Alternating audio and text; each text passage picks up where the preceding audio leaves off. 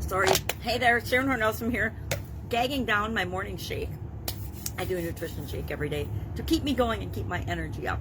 So, today, day 1455 of What You Up To Now, documenting the journey, my business journey. Documented a lot of my life, but I'm documenting my business journey as a video log online because my vision stinks.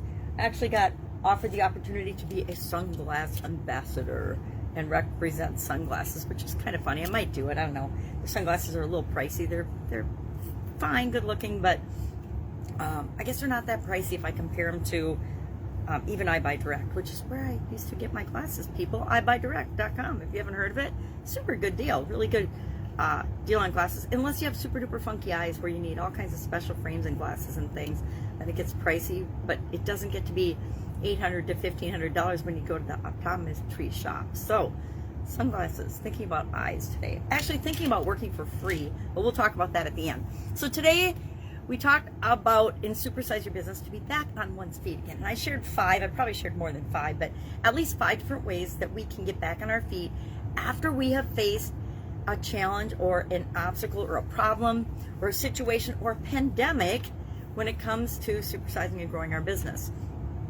A lot of businesses just went into frozen wait and see mode, and that doesn't serve us very well when it comes to supersizing and growing our business and continuing to create what we want to create in the world. Some folks chose to switch professions entirely. Some folks chose to just give up what they were doing and wait it out. Well, we're 2 years into this, almost 2 years into this. It's time to get off the fence and sit and wait and see what's going to happen. Excuse me. Sometimes that shake gets to me. Let's have a sip of tea. Oh yes. So the wait and see attitude, it's not gonna work for us anymore, right? It never has worked, but we like to think that it has. I'm not going to say a reformed procrastinator because I'm still a procrastinator. I get it. I get why we want to do that, but it doesn't help us create the life we want if we're waiting for things outside of us to change, because they're going to change, but maybe not in the direction we want them to change to create what it is that we want. So we talked about how do we get back on our feet again, and specifically with respect to business. How do we get back on our feet again when we have a health challenge? I had lots of experiences with that as well, which is probably what taught me how to do it and how to recover with respect to my businesses and other areas of my life, with relationships, with my mindset. And I personally think mindset and who we're becoming is a lifelong experience. It's a lifelong developmental process, and I don't know if other people believe that or not, but that's what I believe. I believe that I'm never going to be done. I'll be continuing to grow and change and morph and improve, hopefully always improving till the day that I die.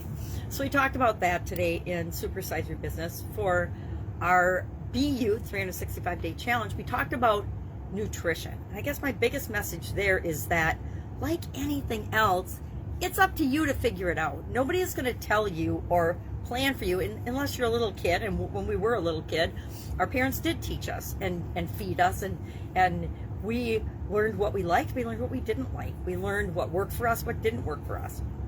I am one of those people that's been on so many diets I lost count because I tried different things. And it wasn't until my 50s when I discovered all the information, and we are definitely in a society, in a world of information overload, and it's going to get worse, or it's going to become more. There's going to be more information. It's going to be up to us, just like our nutrition and what we eat and consume.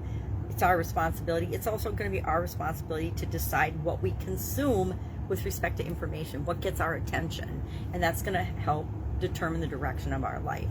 So we talked about nutrition, and my main message is it's up to you to figure out what works for you, because your body's different than my body.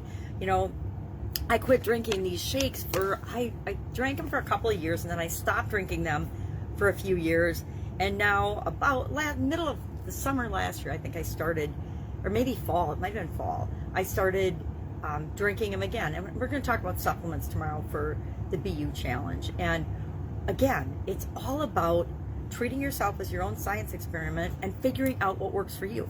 And that's true of every area and aspect of our life. We have this smorgasbord of options and opportunities available to us all the time. And it's our delight and I don't even know how to describe it. It's our pleasure to pick and choose the things that make us feel good.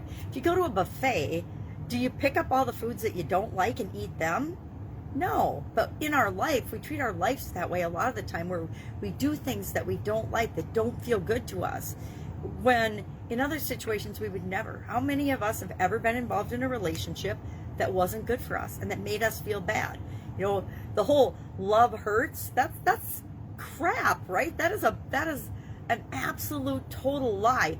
If something hurts, if something is painful, that is a clear indication that it's not right for you, not good for you. So if somebody makes you feel bad, that person is not right for you. You know, big flashing sign, run, go the other way, get away, change direction. If a job makes you feel bad, if a career makes you feel bad, if anything makes you feel bad, that means it's not right for you. If you're feeling pain anywhere in your body, your mind, anything, that is like a red flashing light warning sign that you need to pay attention, that something is off. It might be perfectly fine for other people, but it's not right for you. We're all different. What's right for me is different than what's right for you. And my job is only to discern and figure out over and over again what feels good to me and what's right to me. Guess what? That's your job too. That's your responsibility. That's your privilege and right and opportunity, is to figure out what works for you. So I was going to talk about what working for free and my philosophy and thoughts on that, but I'm not going to, because I've already gone long enough. And my amazing 6-year-old granddaughter is coming to hang out with me today all day, and I'm super excited because I don't get to see her nearly enough since school started. She's my little person, and I just love being around her. Her energy, her imagination reminds me of how critical and how fun and important those things are, and what a huge part of us they are, and how quickly the world beats them out of us. So I love spending time with my granddaughters. All right, if I can help you in any way with respect to business, getting back on your feet, facing challenges or changes, hit me up. Otherwise, I will be with you tomorrow just to let you know what I'm up to as I'm growing and supersizing my businesses, both online and offline these days. Used to be all offline, then it was all online. Now it's a combination of both since the pandemic hit. And I believe we need to be self-sufficient and take a lot more control over our lives and things that impact us. And we can do that. It's up to us to choose. All right. Have an awesome day, and I'll be with you tomorrow. I'm going to go have fun playing. Bye.